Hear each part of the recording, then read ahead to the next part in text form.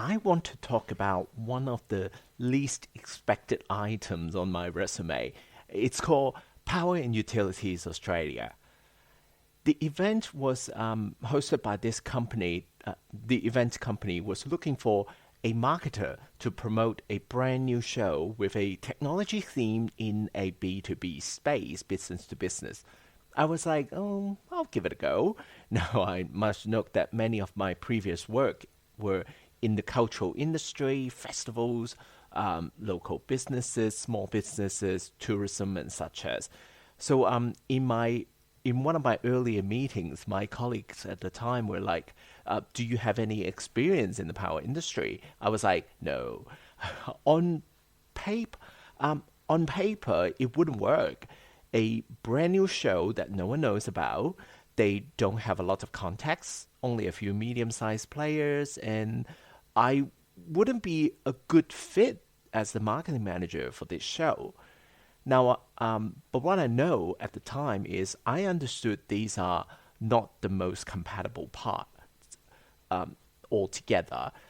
So I went with my instinct and pulled a few evenings to learn about the industry and the sectors and also finding the right people from within the organization to collaborate with. There's an American man that he's very passionate about the topic. He's in charge of the production on the content of the expo and conference. There's also another man about same age as me in charge of sales. We built a direction that is about connecting all these dots together, building momentums by showing evidence of what this expo is trying to do, the topic of discussion of the conference, and just communicating the why this conference and expo should be here. And the third thing is reaching out to working with advertising and contra deals with relevant organizations and publications. Once it started to build, marketing and sales were somehow building each other, sales and marketing, and I was very proud of the results that the show had a really good attendance number, which was more than what the original database were that I've been given with when I started. At the same time, that collaborative momentum built a solid brand. The businesses taking part in attending the expo and conference just enjoy being part of the ecosystem and digital ecosystem. On that note, I've actually done the organic and paid social below budget with it was very interesting, and because there's a lot of keyword targeting campaigns, especially on LinkedIn and Google Display Ad.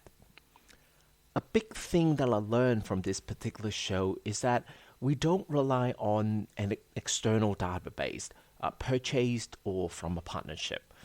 If you're purchasing a database, firstly, ethical issue. These people did not actually opt in to your marketing. And, a bit of a sidebar, there's someone in that company, that event company, who's in charge of business to customer marketing, and she was quite insisting on buying databases. For me, marketing for this particular business to business show just didn't make sense to go that way, because the considering stage for attendees are longer. Interested people will need to go through their company's protocol.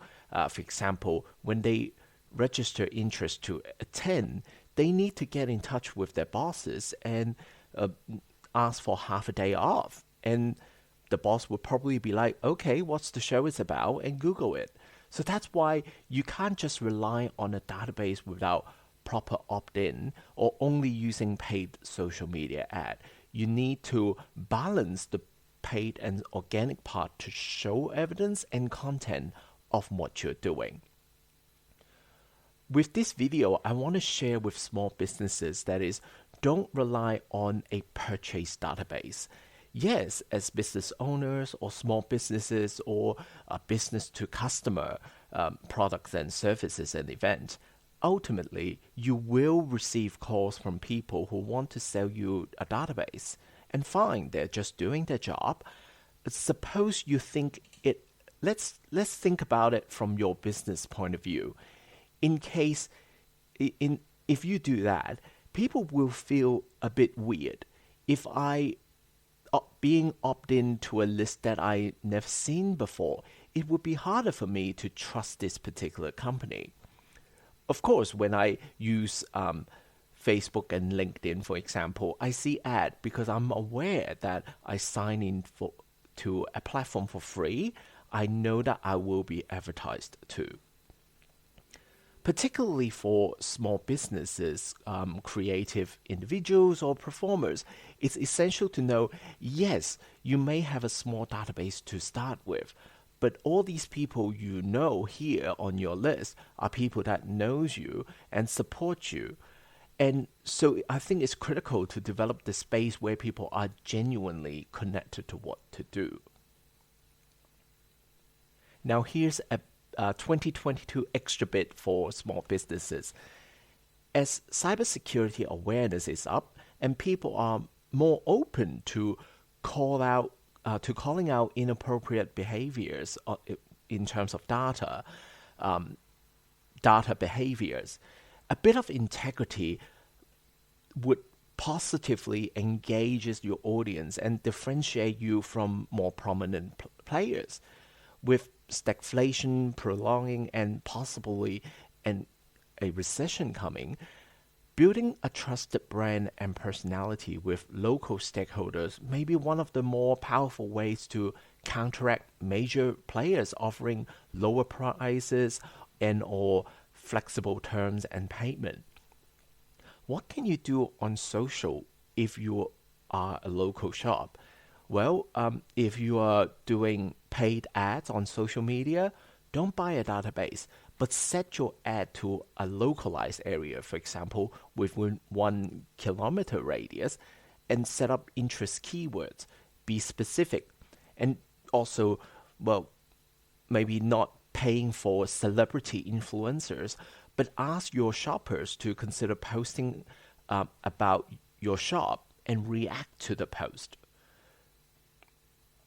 There are many online tutorials that you can find to teach you how to do social media ads and work with people around you on social. And if you want, I can show you how to do as well. Hey, in 2022, I am trying out an online tutorial and experience share event on the topics of personal brand and how to choose what to do on social media. Let me know if you want to give it a go with me. Let's get in touch.